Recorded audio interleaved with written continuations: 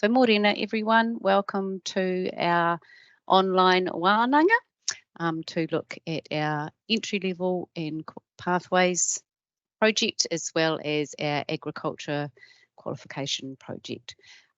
So ko Pip Doreen Tokawingoa, I am one of the project leads I'm the project lead for entry level. Liam, give everyone a wave. Project lead for agriculture. But we're going to start off our day. James is going to do a little welcome and karakia for us. Morena, Pip, tēnā koe, o te rā, tēnā koutou. Welcome everybody. And if you wish to, please join with me in reciting our opening prayer, our opening karakia, to set the platform for this morning's wānanga. Nō reira, kainoi tātou, whakataka te hau ki te uru, whakataka te hau ki te tonga, kia mā kina ki uta, kia mā taratara ki tai, e hiake ana te atāpura, he tio, he huka, he hauhu, tihei, mauri ora. A inga mana, inga reo, inga hau e whā tēnā koutou katoa. A tēnā koutou haere mai, hono mai, piri mai ki tēnei wānanga a Ipurangi. Nei mātou o moka tangata e harikoa, ia koutou I haere mai, I hono mai, te kōrero I tēnei kaupapa whakahirahira. Nō reira, ahakoa kai hea koutou, ahakoa ha tō maunga, tō awa, tō kainga, tēnā koutou, morena koutou katoa. Morena everybody, as Pip said, my name is James Hamiora, and I'd just like to endorse Pip's welcome to each and every one of you that have joined us from all four corners of New Zealand, no doubt. And by my count, we've got approximately 49 people joining us this morning, and we are extremely excited that so many of you have given of your time to be with us online this morning. The concept of a wānanga whānau, I'm sure that you all are familiar with, is an opportunity in this case for us to join together online to share our knowledge, to share our skills, to share our expertise for a common cause. There will be occasions where we will agree with each other. There may be occasions where we have a slightly different view to everybody else. But one of the important things about this wānanga, about a wānanga, is that people feel safe to be able to share the things that you wish to with everybody else.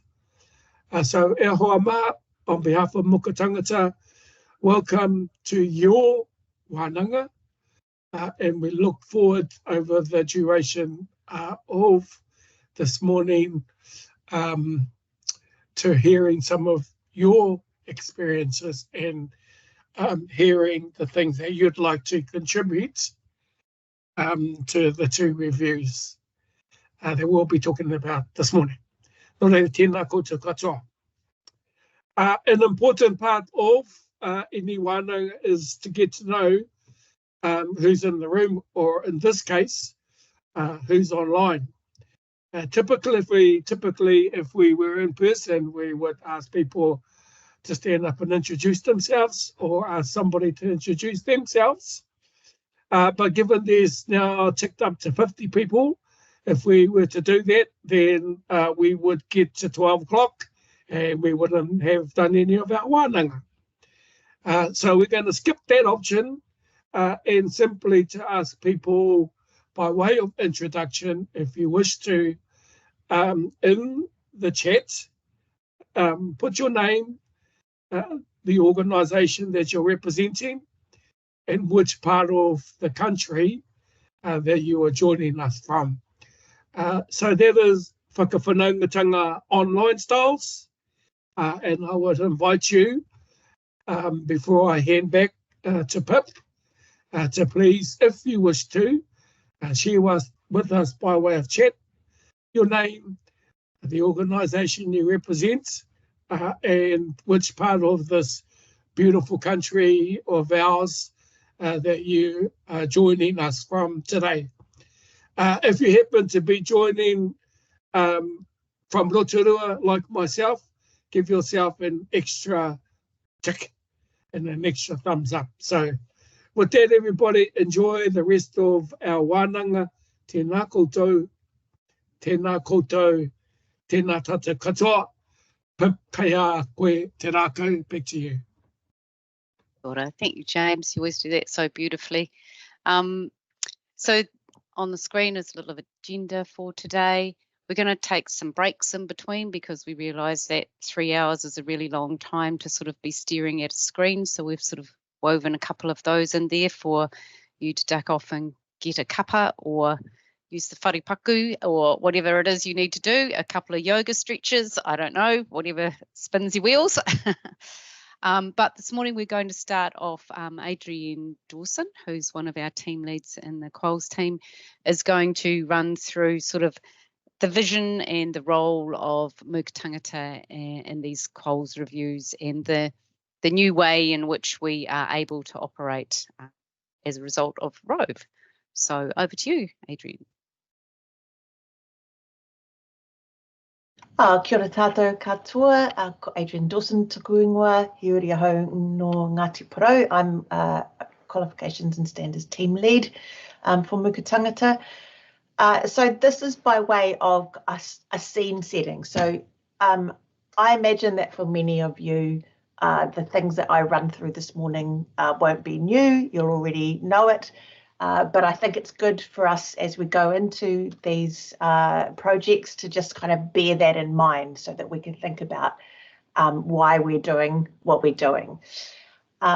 So to start with, this is what we know about the food and fibre sector workforce more broadly. They are a highly productive workforce and also highly mobile.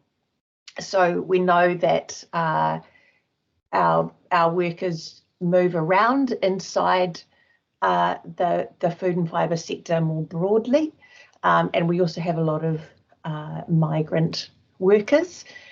Not only do they move across, but they also, so if you think about that, I suppose in a positive light, so it's not necessarily that you lose people, but that you gain people, and that when they come to you, they come with some skills that they may have learned from other parts of the food and fibre sector.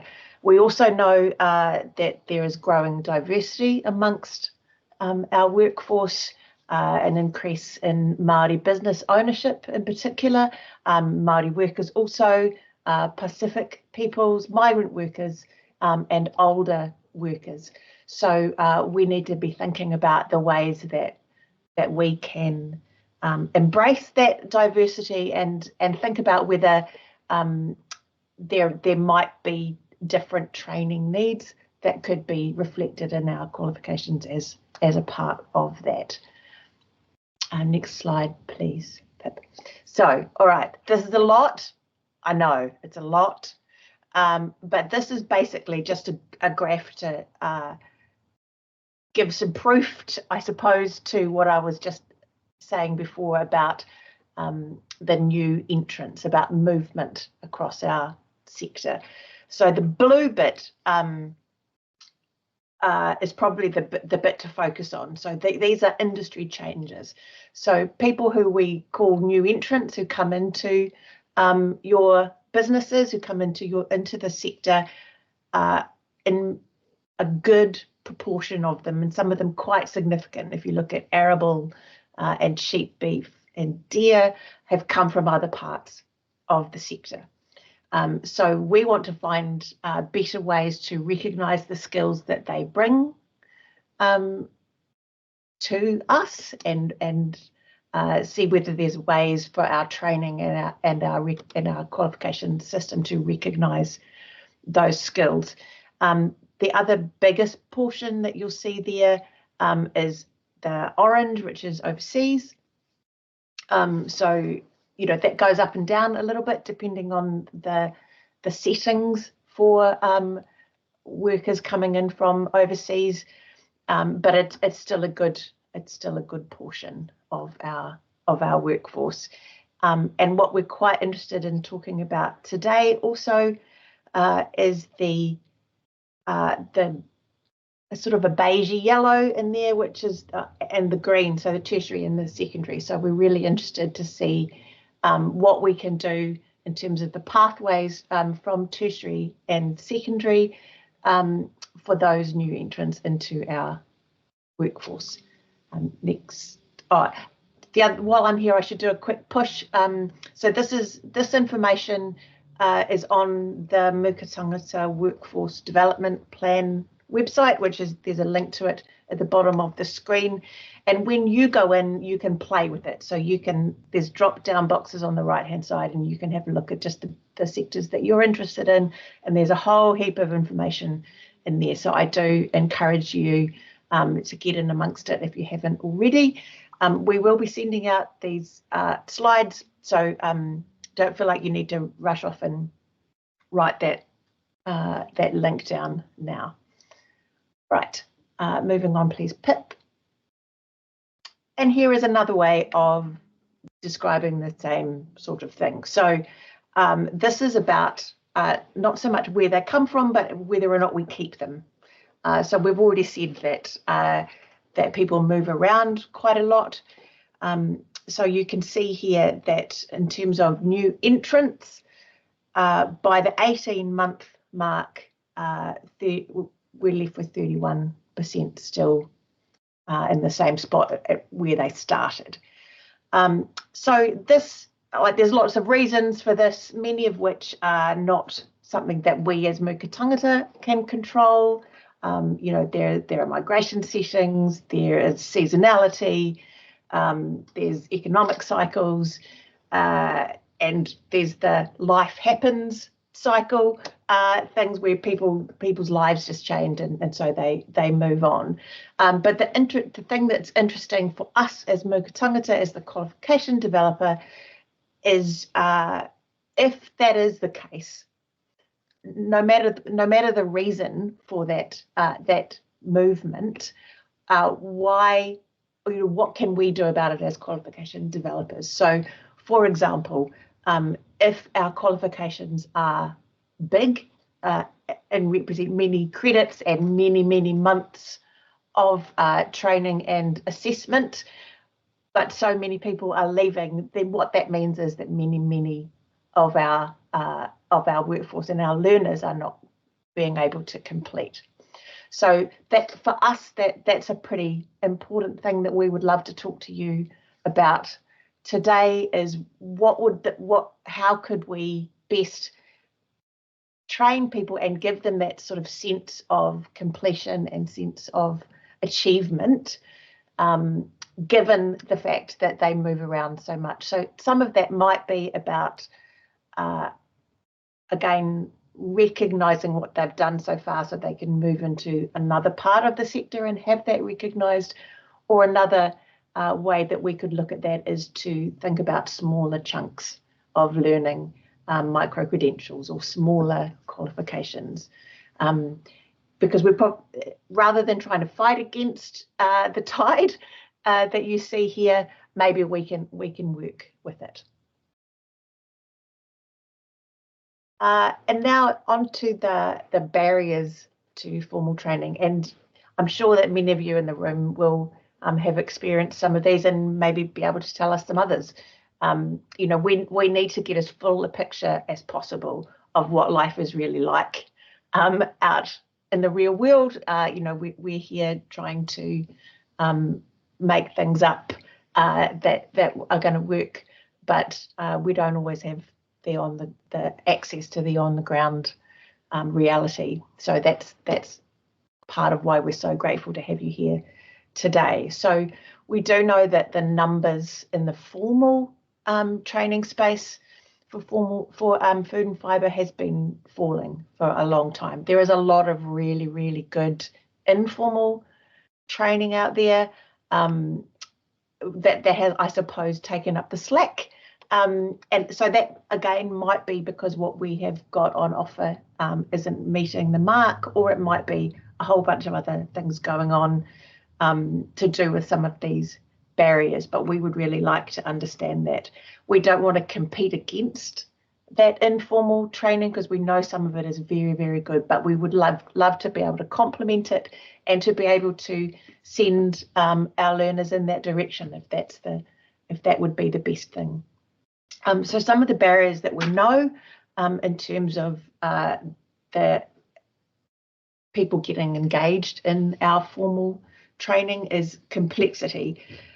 So complexity, both from a kind of systems perspective in terms of how hard it might be for providers to get program approval, some of the funding barriers, a whole bunch of that stuff, and all of that is quite complex. Also, the complexity from the employer and the learners side.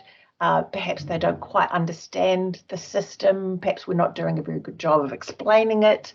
Perhaps the qualifications themselves are a little complex, or the standards, or any, there's a lot going on, and we would really like to unpick that and try and tell a better story and try and tell a simpler story so that people know what the value proposition is to the formal training. Small scale. Now,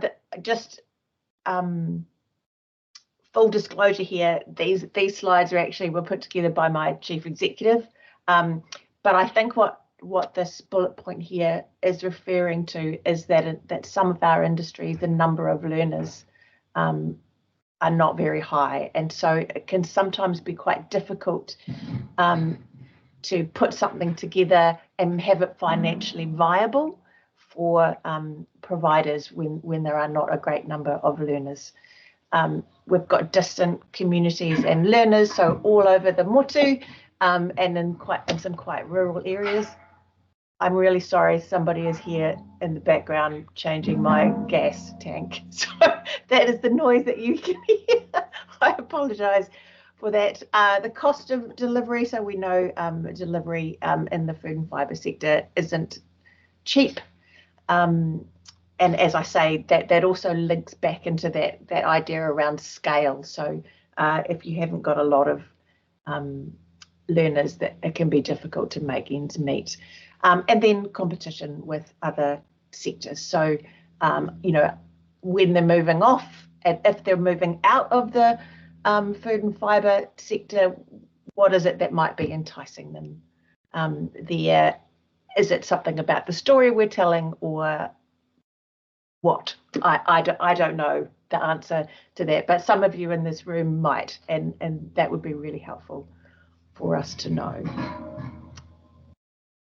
I think that's all I have to say about that, but we'd love to hear from you during the day. So what is our response to all of this? Well, these reviews are our sort of key response for the particular sectors that we're looking at, talking to you.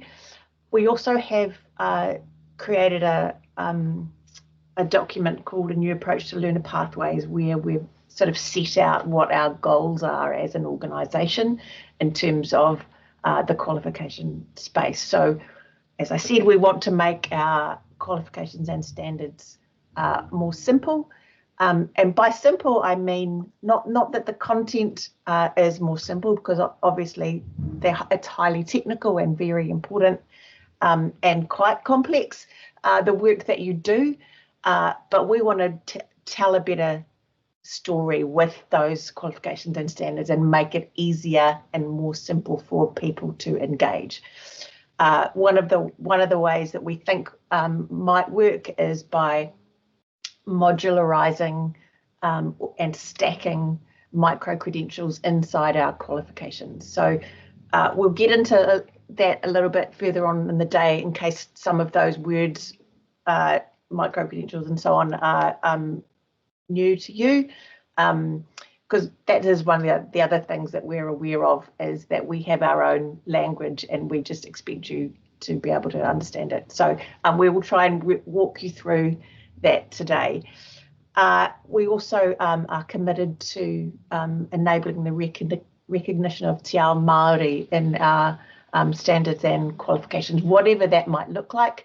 We acknowledge that we don't own the mātauranga, the knowledge, but we want to be able to make it available and to reflect that in our qualifications. Yes, and then as I say, our response is the entry-level qualifications project, the agriculture qualifications project, which is why you're here, and Pip and Liam will discuss that with you throughout the day. And then finally, I suppose, the concept of a New Zealand certificate in food and fibre, of food and fibre. So don't be afraid. This is a concept that we are trying to explore around how we might recognise that movement that people make across our sectors. So we will still have sector-specific qualifications. We will still acknowledge the roles and the technical skills that happen in each of your sectors, but we want to see if there's a way that we can explore core transferable skills that students can take across the sector, which may culminate in a larger qualification called the New Zealand Certificate in Food and Fibre, but it may not. So that's one of the things that we would like to talk with you about today. Next, I think this is the last one, and then that will be enough from me. I have just said that. There is, so one of the things that we haven't perhaps talked about is this idea of strands. So as I said, we still want, and we know you want, specialised industry qualifications, but perhaps the question is, do you want a larger qualification that has strands so that students can move across? So and no, Aaron's bringing it over. What do you like? You like a flat white, is it? Rhoda, I think you're need to put it on mute. I'd like a coffee too. So maybe there are strands that would be useful, micro-credentials, and we also have a few other things that are available to us, like contexts, which we've explored with the seafood qualifications. And in particular, I think that could be useful for different types of delivery. So for example, if an organisation like Te Wānanga o Aotearoa wanted to do a kaupapa Māori delivery of something in one of our sectors, then perhaps we could develop a context to acknowledge the specific way that they are delivering that content. Now, I'm done. Any questions? And Pip and Liam can answer them.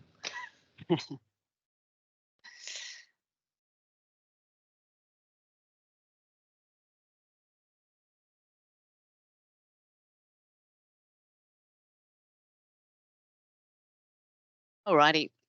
There's lots of opportunities for asking questions throughout the day, and we will sort of go into smaller breakout rooms a bit later on so that there's a bit more time to sort of have your voice heard and share your ideas.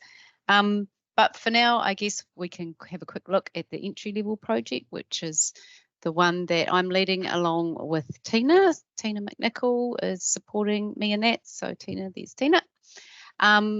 So obviously we have two qualifications at entry level currently, our level 2 primary industry skills and our level 3 primary industry operational skills. The graduate profile outcomes in level 2 are broad, and they seem to be serving people reasonably well because of that.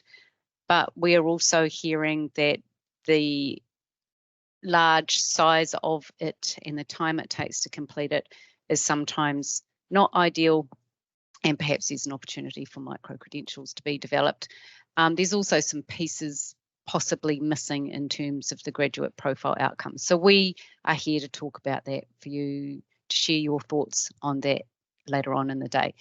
Primary industry operational skills level 3 so far at the other wānanga. Many people have said that it works well when it's paired with perhaps one of the agriculture quals and done as a longer program of learning. But in other cases, people have said that they think it's terrible and we need to change it dramatically, that it does not serve its purpose. So we're keen to hear what you think about that.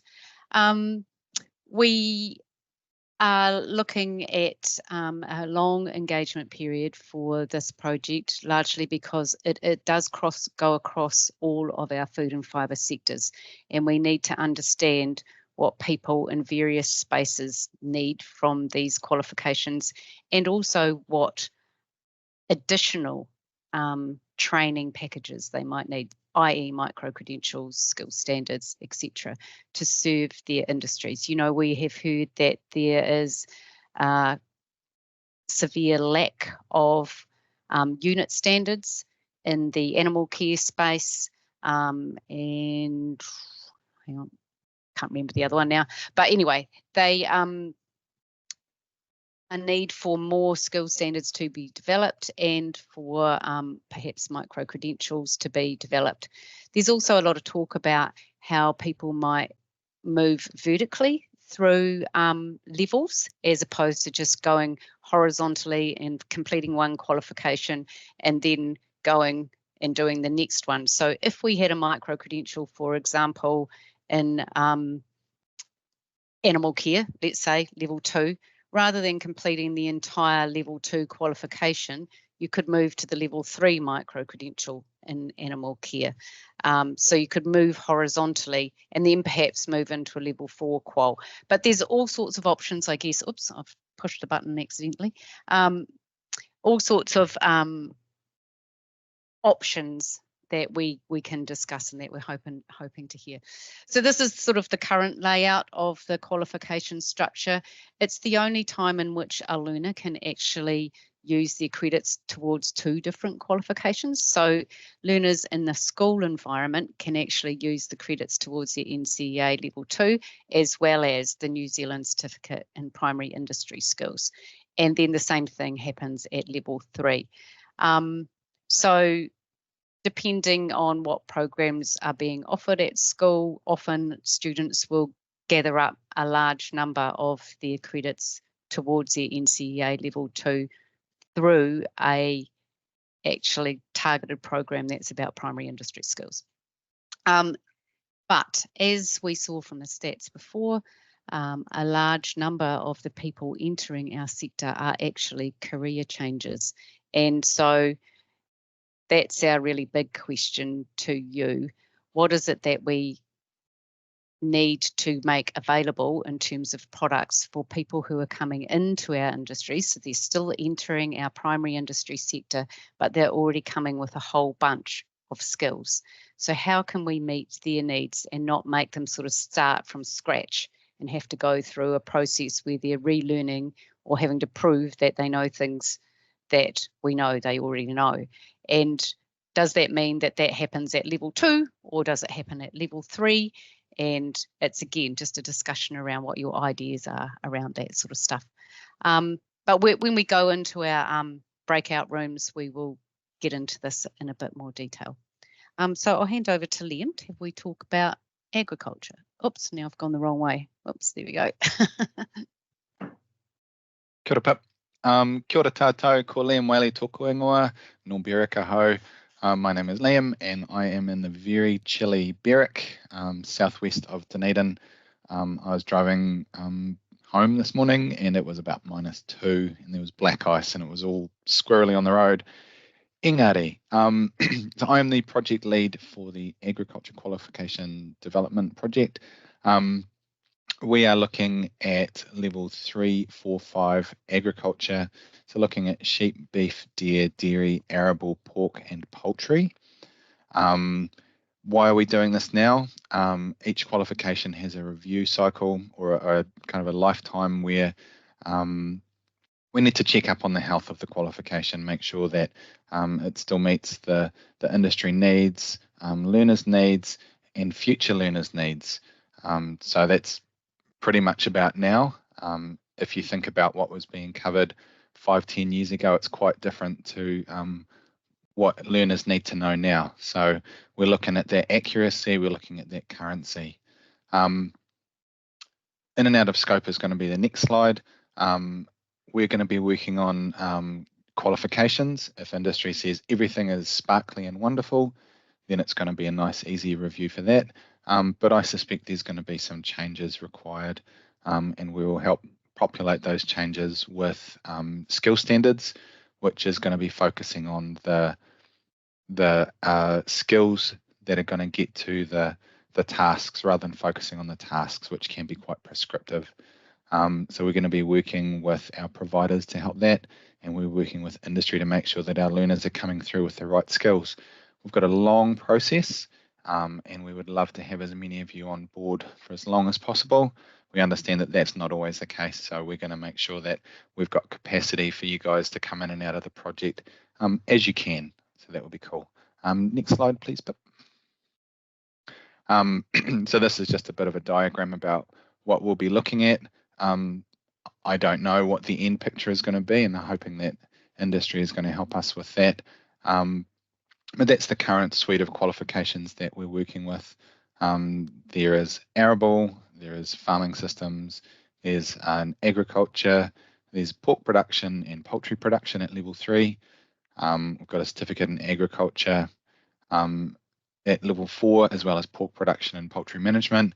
And then we've got our primary industry business management and production management quals at level 5.